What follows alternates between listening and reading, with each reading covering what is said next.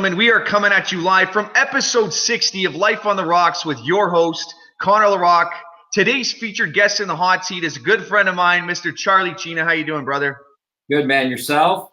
Oh, I'm doing well today. Thank you very much. For anybody on my network who doesn't know who Charlie is, I mean, he's got a huge roster, as you can see in my intro here.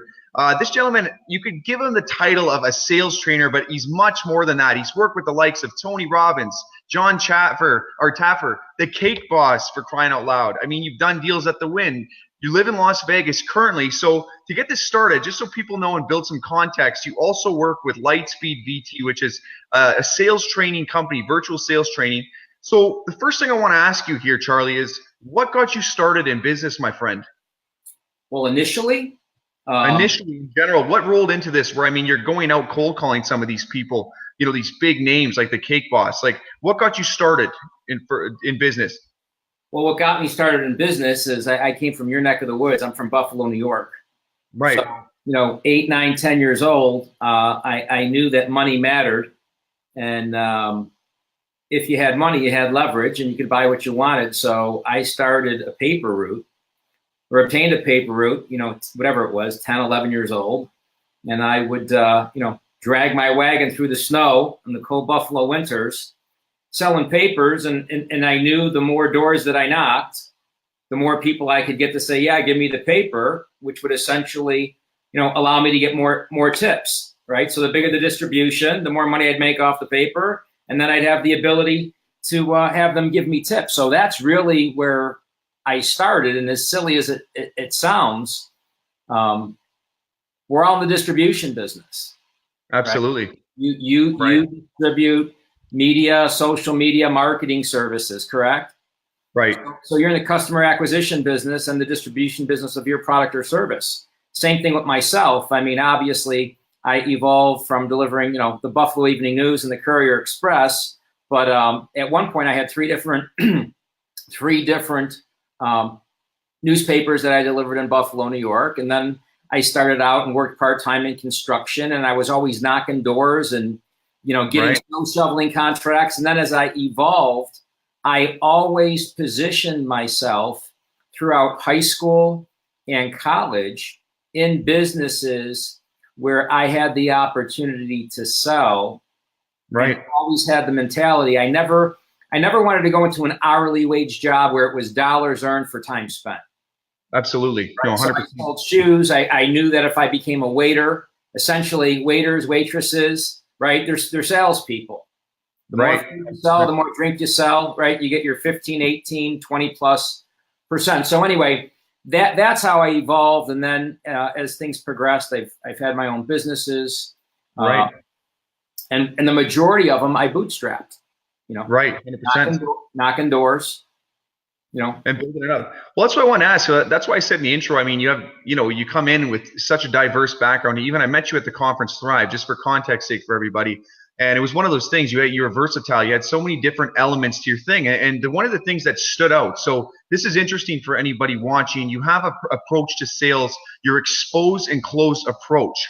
So you like to say, and we talked about this, that you come in from somewhat of an old school approach to sales, but it's so outdated that it puts you in. It kind of puts you into that element. Talk to me about that for a second. I like to say I'm so out, I'm in. Right. And what I mean by that is, I'm at the Thrive conference, for example.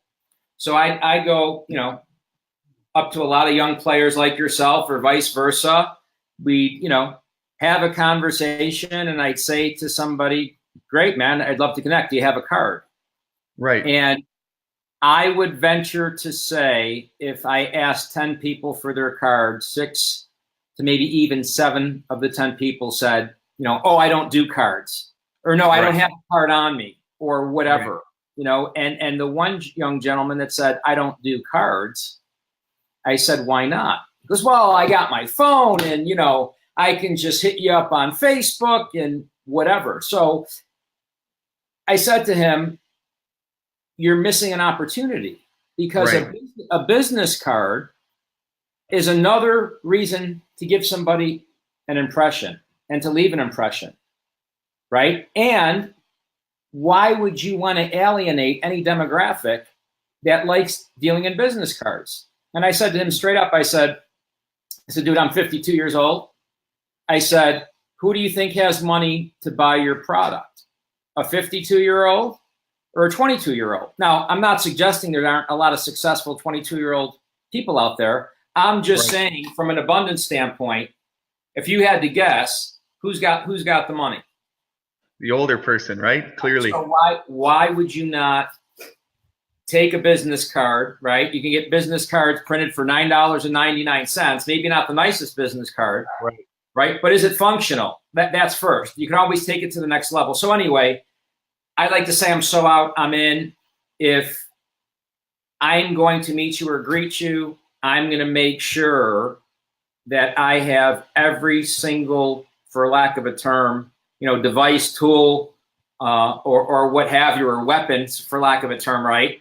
How do I get your attention, right? How do I reach out to you, and how do I expose and close? Absolutely.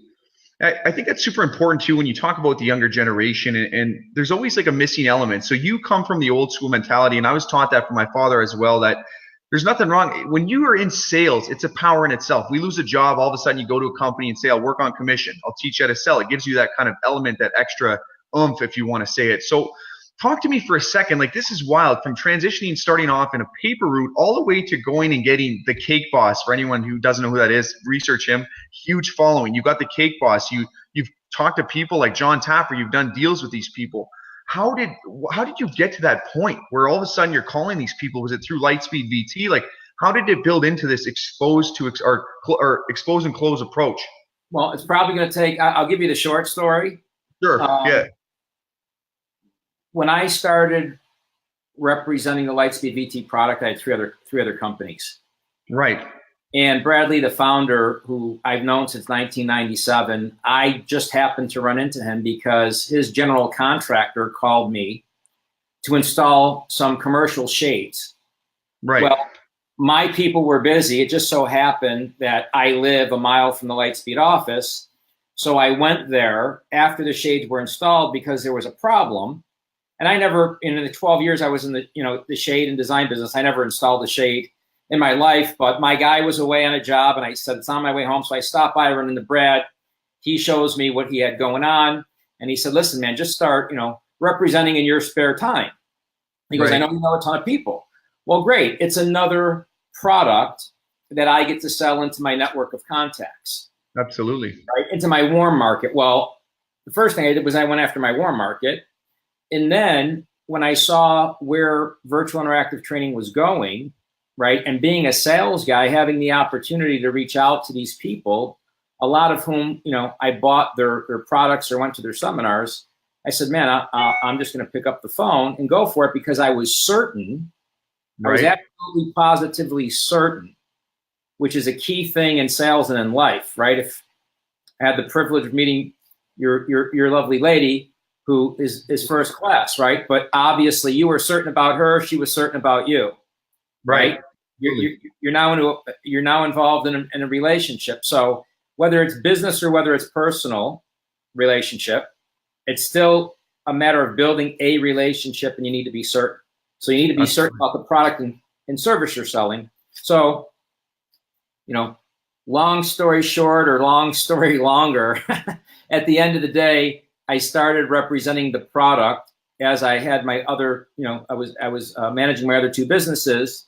And one thing led to another, and my attitude was, if I was going to go in and make a splash, I wanted to go after the big deal. Absolutely. Yeah. The big deal is just as hard and or just as easy, depending on how you want to look at it, as the little deal. And I just used, what a lot of, individuals in today's day and age may consider old school sales tactics. Right. So the Cake Boss was a cold call. How did you get by? So another interesting, from a sales perspective, one of the barriers is trying to get past the gatekeeper. How did you actually get into to approach this person? Like, he's a high level celebrity. Yeah. Well, the first thing I did was I tried to reach out to his manager, because I knew that at the level he was playing at, I'd have to reach out to his manager. So I reached out to the manager, fell on deaf ears. Right. Tried reaching out through Facebook and LinkedIn and et cetera. Long story short, again, is I called the bakery. Carlo's Bakery is the name of his company, right? His bakery. Small little bakery in Hoboken. And the lady answered and she said, you know, whatever, this is Mary. And I said, Mary, I'm trying to reach Buddy. Well, Buddy's not here at the bakery. He works out of his corporate office, but you're going to have to call his manager. Right. He wouldn't give me any numbers. Well, I noticed that the number was 555, whatever, 212-1000, for example. Right. So I said, I wonder if this is either like a rollover number or he had sequential numbers. So I called 1002 and they said accounting. I called 1003, they said shipping. I called, 1004, the decorating department or whatever it was. 1005, this guy answers and says, hi, John, internet services. I was like, bingo. That's the guy. And then I had my power pitch down, right? I had my message to market, my power pitch down. And I said, John, you don't know me. My name's Charlie Cina, and I empower speakers, trainers, and subject matter experts to monetize their content online. What if I can show you a way where Buddy can potentially make 6 or 7 figures recurring in the next, 12 to 18 months? Would that be of interest? He's like, well, yeah, because I said, you'd be a real hero, man, if you brought him this deal and it took off, wouldn't you? And then, next thing you know, I was on a plane with Brad Lee and we were down there with the cake boss cutting a deal. It's huge. I think that's actually really significant. It just shows too, you got to find different elements. People try to get the one interview. It's right now we're trying to pitch Jordan Peterson. And it's one of those things where they didn't decline it so much. They said, oh, we don't have any time. So then we go in the back door, we call someone else. I really like that approach. And I think more of the younger generation has to, put, I guess, as we say, stomp the pavement a little bit to kind of get to that initial sale. Like, look at that. And talk about for a second, I want to change gears, but in the same context, you've been able to do projects with the Wynn, which is arguably one of the best hotels in Vegas. I mean, how did you go from that? Like, that is significant in itself. And we were talking about this today a little bit on the back end. I mean, Tony Robbins, Les Brown, Eric Thomas walking through those doors. Right. Like, what does it take to build strong relationships with these people to go in and close and then go in to a place like Wynn, like I said, the best hotel in Vegas and close them on a deal? Because, I mean, eventually there's one aspect of it, getting the deal, like getting in to actually pitch them, but then actually closing it. Like, that's the hardest part, right? Yeah, no question. I got the Wynn based upon a direct mail piece, right? I guess you could also say I got the Wynn because of the technique that I use called the drop off, right? Or another technique that I use called the show up. So this is probably 10, 11 years, no, more than that. This is like 2005. 2004, 2005, I was in the construction industry. So I never thought I'd be in the construction industry, but I had a distributorship for what's called the floor leveling product. It's a liquid concrete that they pump in to level out floors. Well, they were moving so fast at the Wynn and pouring the actual concrete slab so fast, they would set up wrong, they wouldn't be level, or they'd change what flooring they were going to put on. So long story short, I knew there was a lot of opportunity there. But the key is, you're obviously not going to call Steve Wynn for that, right? 100%. I had to find out who the company was that was the preferred, vendor of all the flooring there. And I reached out and courted them, and it was a company by the name of Superior Marble and Tile. Right. And the guy there that was the main guy was a guy by the name of Steve Scolari. And Steve was just one tough, I mean, the word bulldog comes to mind. I mean, Steve wasn't a big man by stature, but, he was as tall as he was wide, and you didn't mess with him. And I called him, and, he knocked me out, not interested. But I did the show up. I'd show up. Hey, my name's Charlie Cina. Just wanted you to put a face. I was the guy that called you. Get out. I drop off donuts and hey, Steve, I was in the neighborhood. Just want to, here's my card. Here's a couple brochures. But what really got me in was I dropped the mail piece, and I wish I had it to show you. But literally, it was I don't have one handy here, and I haven't sold the product in years. But it was just a one sheet. It was a one sheet glossy brochure flyer that said what the product was, all the manufacturer's specs. I took a paper clip and the absolute ugliest, look at, I still have them, the ugliest card, in my opinion, that you'd ever want to see. You see it? Yeah. And I paper clipped it with a sticky note, dude. And I said, Steve, let me know if I can be of service. I'm ready when you are. Well, 3 months went by. Now, mind you, I'm still emailing or whatever, and I get a call from Steve, you know, and he had this gruff voice, and he's like, Charlie, Steve Scolari, you still want to do your work? I got your damn flyer sitting here in the left-hand side of my drawer. I'm like, Steve, absolutely. Now, mind you, I was a block away from his office by the grace of God, right? No coincidences. You know, how quick can you get here? I said, well, Steve, tell me a little bit about the job. Meanwhile, I'm trying to keep him on the phone so I can just show up at his office and zing him, right? Right, absolutely. I park, I keep him on the phone. I walk into his office and he goes, listen, enough small talk. You know, how long before you get here? Meanwhile, I'm like, Steve, is this quick enough for you? Oh, wow. Right. So again, that was luck, if you want to call it luck, right? But at the end of the day, nothing falls on deaf ears, bro. You think it falls on deaf ears, right? But you have to do things and use every tool, every option, every technique to close the deal. So that's why I say there's no silver bullet.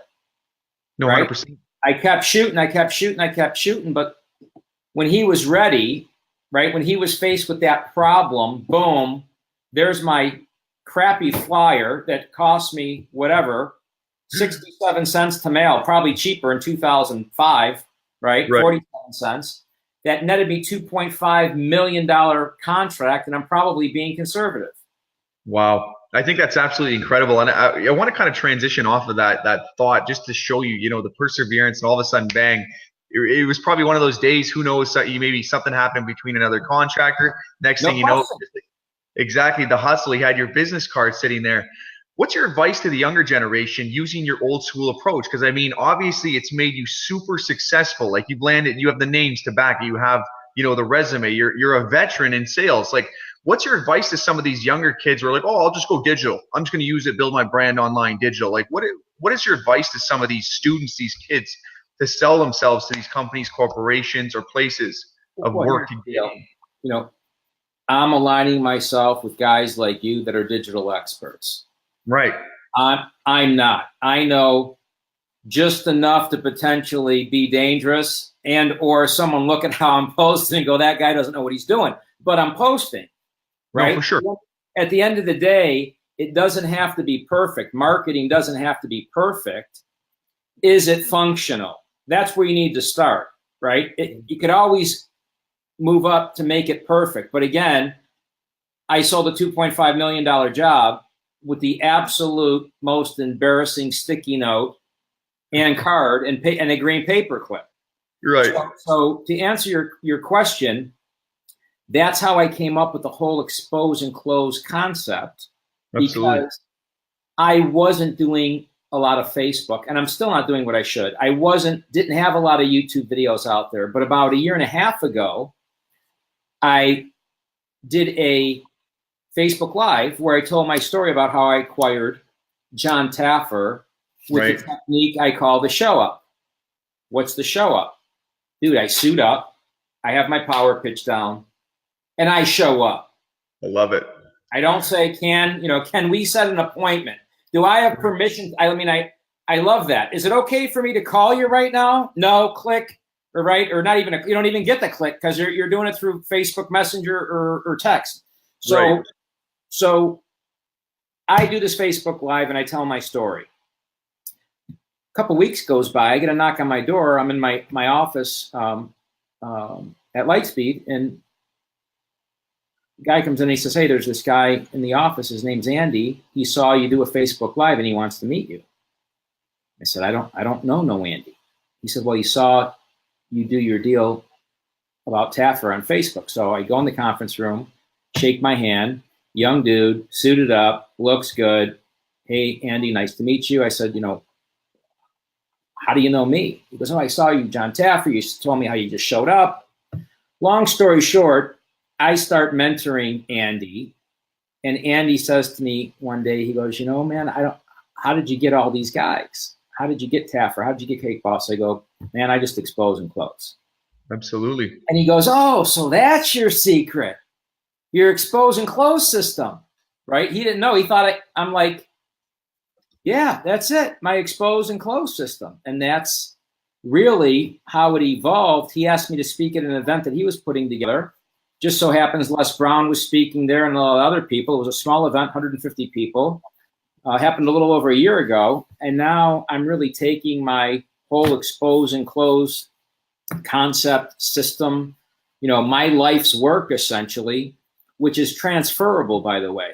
Right. Like what I teach is transferable. I can teach, a stay-at-home mom, if she wanted to start selling part-time, how to make sales easy, because here's the deal, Connor. It's not about selling. It's about really presenting. Right. It's not about marketing per se. It's about presenting the marketing message correctly, right? You met me in the bathroom at the Hard Rock. We're here, right? Literally. Now built a relationship. You've come to the office. I toured you the whole 9 yards. We're washing our hands at the Hard Rock in the bathroom, and you reached out to me and you said what? Nice jacket.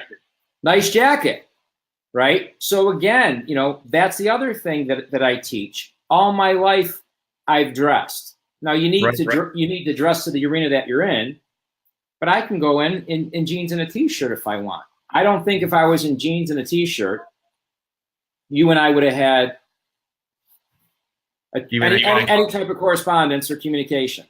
You're right. See what I'm saying? So what I teach people is three things: how to present, how to position, and how to profit, online and offline, because it's one and the same. I teach people how to present, position, and profit one-on-one, 1-on-5, 1-on-500, 1-on-5,000. Why? Because it's the same thing. Right. It's just like you said to me, Charlie, do you want to do this on a Zoom meeting or do you want to do it on a Facebook Live? And what was my response? Whatever works. Whatever works, man, because I'm prepared, right? You're prepared with your marketing message. So when someone asks you what you do, like if you ask me what I do. It's right there. Go ahead. I'll let you ask me what I do. What do you do, Charlie? So if I know you're a speaker, which you are, I'm going to say I empower speakers, trainers, and subject matter experts to monetize their content online, worldwide, in 3 easy steps. And then you ask what the 3 easy steps, and then bang, they're like, well, come check out my stuff. Present, position, and profit. I'm going to teach you how to present yourself in a way, Connor. I'm going to teach you how to present yourself in a way that's unforgettable, the first point of contact. Position yourself so when people are looking for speakers or online training, you become the only logical choice to dominate your space.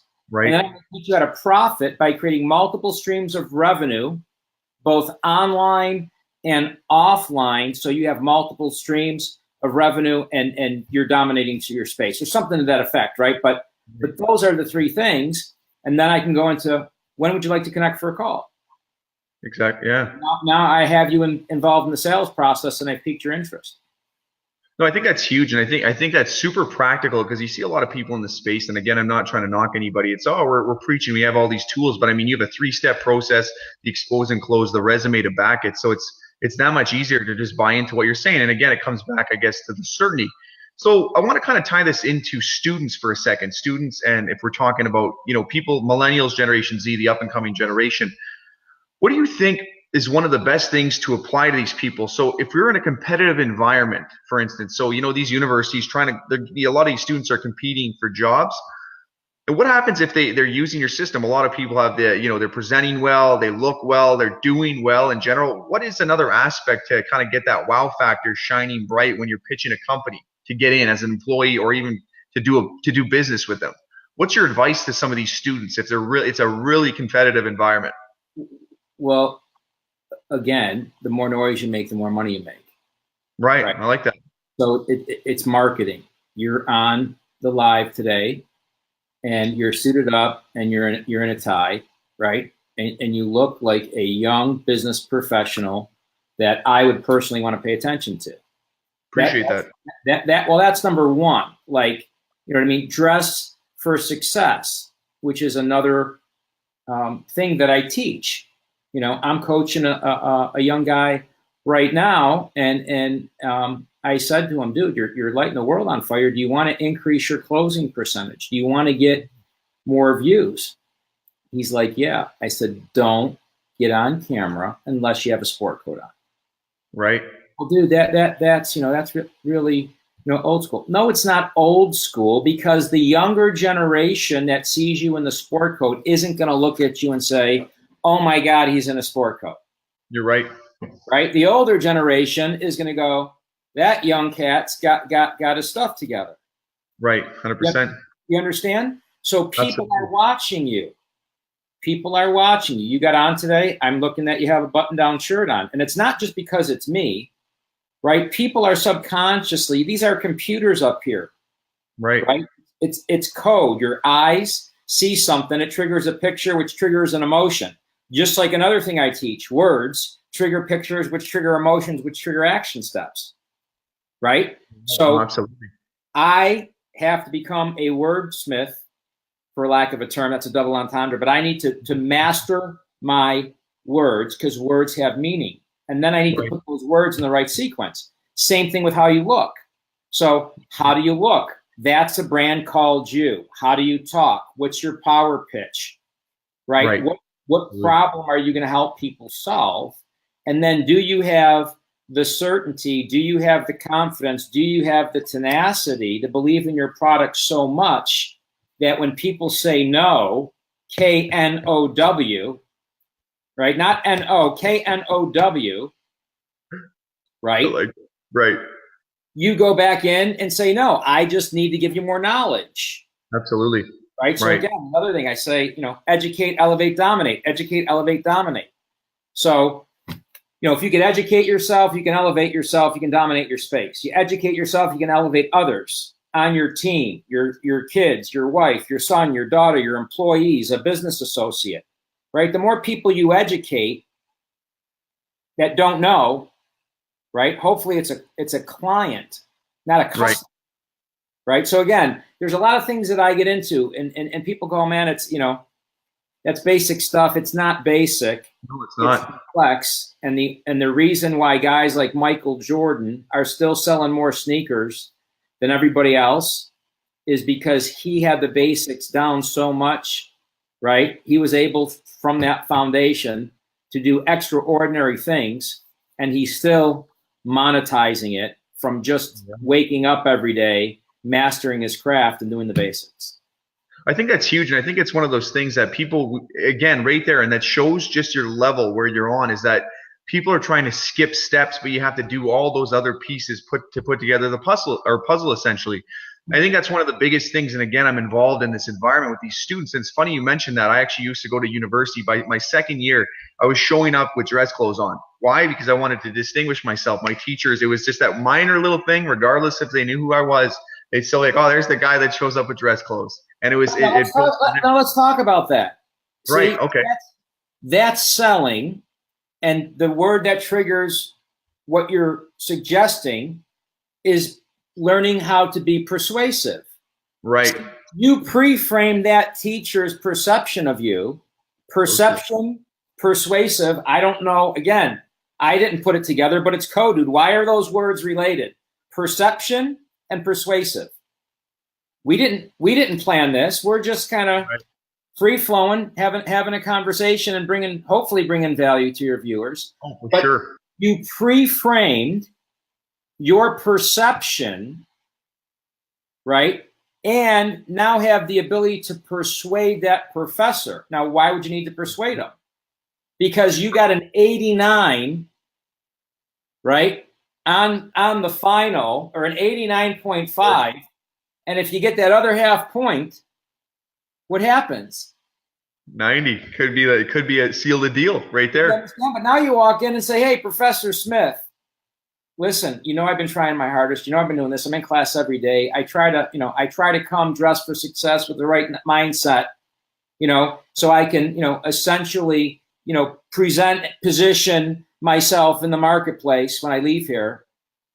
man, what can I do? Can you help me? And what can I do to get that extra half point?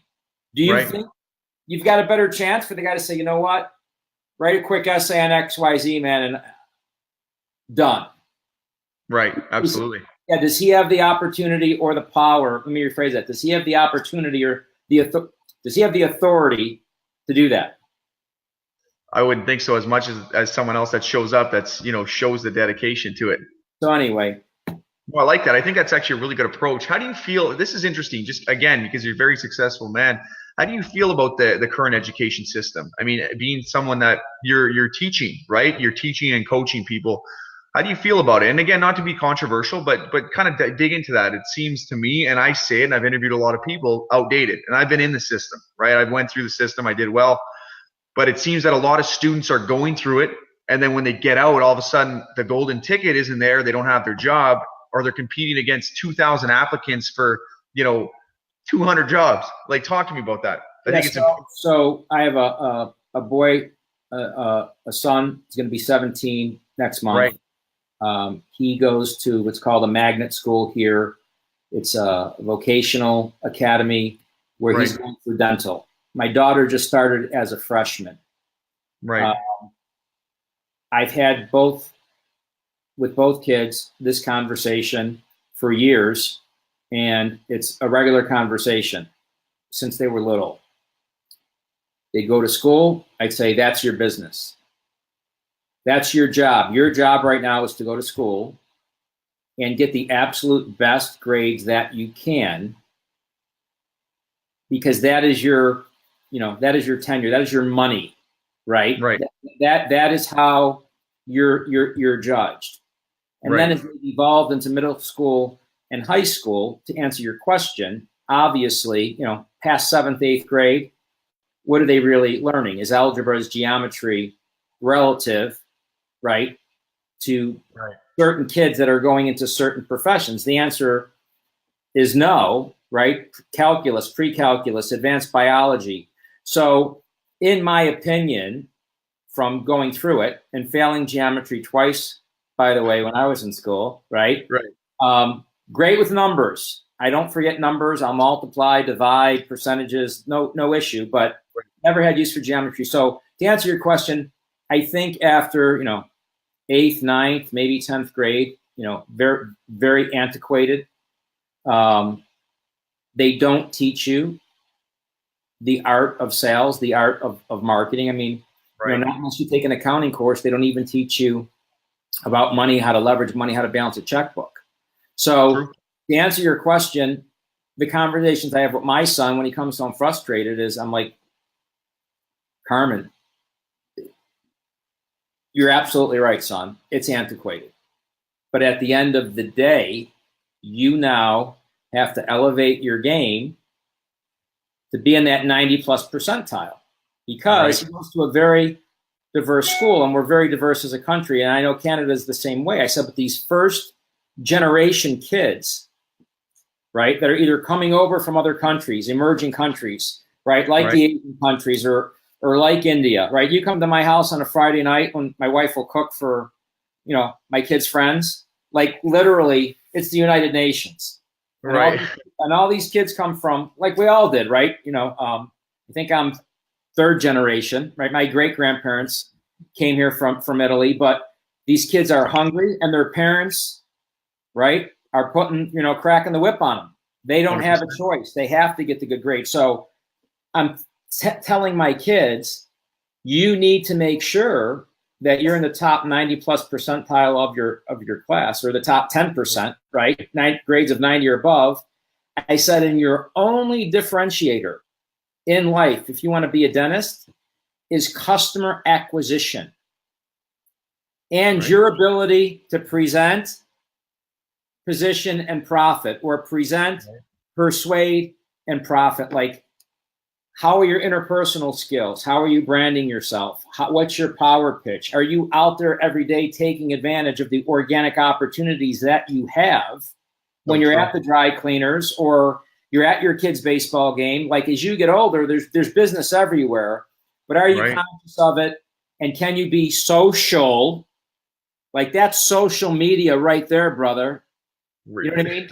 My 5,000 Facebook friends, which by the way, you're going to help me get to 40, right? Oh, for sure. Absolutely. Okay. But how many are my friends?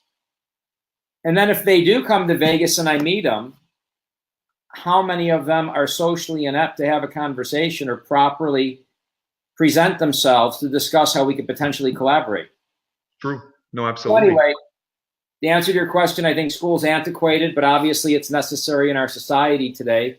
And I think it's going to be up, to the parents to educate their kids by having a real conversation and understanding what's up. And they might have to go outside the box to get the training that they need to ultimately be competitive in the marketplace. Right. No, I think that's a great approach. And I think even teaching your kids to, be at the top of their class programs them instantly so that when they get into the workforce, it's like, no, I'm not going to take an 80. It's like you want to be perfect at what you do. What are the questions I want to ask you then? This is important before we kind of close this up.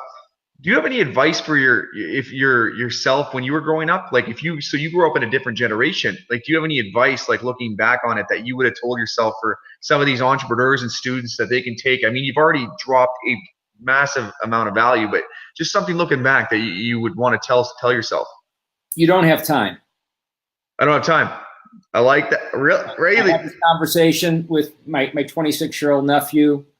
I think it was like 2 or 3 years ago. He was dating a girl, great girl. I went home for Thanksgiving or whatever it was, and I could just tell, something was off. And I'm like, we went for breakfast, and I said, well, you love this girl, you're going to get married. And he was again, not certain.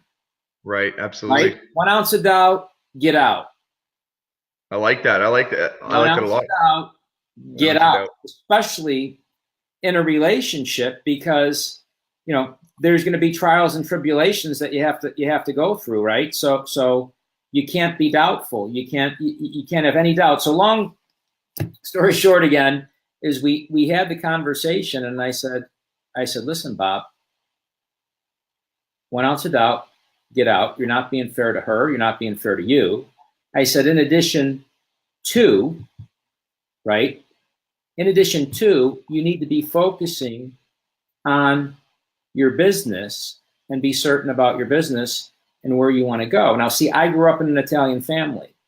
Right. So there was a lot of contraction mindset in my family. I didn't know it at the time, right? But it was, oh, don't worry about it. Oh, you're fine. Oh, don't do that. You could get hurt, or don't invest in this. It might not be the right thing. Right. So all that stuff kind of builds up. And then, you hear him say, oh, don't put so much pressure on yourself. You're young. Dude, I was only 16 years old once. I was only 17 years old once. I was only 20 once. I was only 30 once. I was only 40. Now I'm 52 years old. And I'm looking at you, and mentally I'm thinking, I know I don't look it. I know I'm not as handsome, but mentally I'm like, dude, this guy's as old as I am. Because I'm still 25 or 30, but it's gone, man. And you can't get it back. So if you're listening to this and you're a youngster, man, and when I say that, I say it respectfully. If you're 18, 19, 20, you're a youngster. Be proud of it. And if you've got the game like you've got game, Connor, like my nephew's got game, like take it and run with it. Absolutely. Get up earlier, go to bed later, stop partying, stop. I said to my nephew the other day, he goes, what are you doing? He goes, I'm at the game. I go, time to get on the field and get out of the stadium. Like, that's a whole day. Now, I'm not suggesting you shouldn't have fun, but if you're in business, man, get out there and get after it. Be done by the time you're 35. What does done mean? Means you do what you want to do when you want to do it. Right. Absolutely. That's done. You want to get up and work like an animal? Great. Then get up and work like an animal. But you don't have to if you don't want to. That's my definition of success. Oh, that's huge. I think that's honestly one of the best pieces of advice I've ever had on the show. Honestly, that's something that I'm going to actually take a clip of and put that on, because that's how important I think that is for people. The last question I have for you, because I know we've went over time a little bit more than usual, which is fine as long as you have a moment. I want you to talk to me really quick, and this is just for an interesting perspective. I was looking through some of your photos and stuff. Talk to me about how it is to be around some of these people like Grant Cardone. Like, I mean, you've been in his office, you have multiple photos with him. You're on his power players, right? Like, you have that photo there with power players. I mean, you've talked to Les Brown, Eric Thomas, not Tim Story, obviously too. Who's the other one? Relentless. Tim Grover. Yeah, Tim Grover's not my client, but I've been fortunate enough to, refer Tim to some, network him with some contacts that I have. And, we've been socially at, parties or gatherings or conferences. And he if you've heard him speak, he's very rough and tough and gruff, but you sit down and talk to the guy one-on-one. I mean, he is the epitome of a gentleman. And right. What he brings to light, obviously, he's the real deal. He holds nothing back. But here's what I can tell you. Every single one of those people gets up in the morning, right, and puts their pants on the same way as you do. Every single one of those people has that positive and negative self-talk. It's just a matter of how much you control it now in your evolution in this thing called life, right? You're able to shut it off, right, completely, or maybe it's only dripping, or if it comes in like, all the fear and doubt gets out quicker. But, they all came from somewhere. They all struggled. I mean, people look at Tim. Tim wasn't an overnight success. Right. He paid his dues. He started out in working in clubs and health clubs, and worked his way up, got his degree. When I met Grant at 2012 because he walked into the Lightspeed office. Nobody knew Grant outside of the car industry. True. Nobody. Grant just is an implementer, and he goes all in. But people will look at Grant and go, "Oh, he's an overnight success." No, he's not. The guy worked his ass off. Right. So you have to be willing to work. I just had this conversation the other day because we've got a new manager at the office. Her name's Natasha Brooks, and she's training the people in our call center, and she's an ace salesperson. And she said, "Hey, can you come in and say a couple words to the sales team?" And they're like, "Oh man, you're making all this money and you've got these clients and that clients." I go, "Here's what you guys don't see. When I started at zero." Right. When I started, I walked into Brad's office and I listened to him pitch for a couple hours, and I'm like, okay, I got it. And I got on the phone. Now, I wasn't the average bearer. I had sales skills. I knew how to cold call. I had all of, that acumen, but I still had to go through massive numbers. I'd come in at 7:30. I'd leave at 7:30, 8 o'clock at night. The weekends, I'd get up before my family, and if it was a nice weekend day, I'd be on my patio having my coffee on this laptop, on Facebook, on LinkedIn, trying to prospect people on Sundays, trying to set up demos. And I just set up mass amounts of demos to fill my pipeline and then take an action. If I emailed, if I texted, if I cold called, if I got hung up on, Taffer, I got in, and I got so frustrated one day, I found out he moved his operation from New York to Vegas. I just got in my car and showed up. Yeah. Eric Thomas I met because I showed up at a direct sales event, didn't even know he was speaking. I didn't have a ticket to the event. I wasn't a member of that or a distributor for that company. I suited up, asked the lady at the door if she'd do me a favor and let me in because I wanted to meet the CEO. I met the CEO, saw Eric Thomas speak, and snuck backstage, Right. I looked like I knew what I was doing. I was suited up. They let me in, shook his hand, and it was a long 2.5-year journey, but finally, closed Eric Thomas. So anyway, at the end of the day, there's no silver bullet. There's no secret sauce. But you need the basics. You need to learn how to present, position, profit. You need to get your marketing pitch down, your message to market, and then you need to get all those little things, that I teach people. You need to get dialed in, and once you have those, then you can take it to the next level. Then you can go out and learn the alternate closes and all these other things that you need to do to be a master salesperson. But you can present and pre-frame it. I'll leave you with this. You would probably know the statistics better than me, but I'm told that 70 to 80% of people's buying decisions are made before they call a company to do business with them. So for example, if I'm looking to buy a new Cadillac Escalade, I've probably done all my research online before I show up. Right. Right? 100%. So if you pre-frame your brand correctly before people call you, it's the same thing. You're right. Do you understand what I'm saying? You're pre-framing it. You're taking all the objections out. Is this guy a nice guy? Well, I don't know if you are or not, but you look like you're a nice guy. Right. Absolutely. You're professional. You know what to say. You know how to shake my hand. You look me in the eye. All basic stuff. People don't do it. Right. No, I think that's massive. I think that's like one of the biggest pieces of advice right there, just in general. That's here. You want to level up, bang, right there.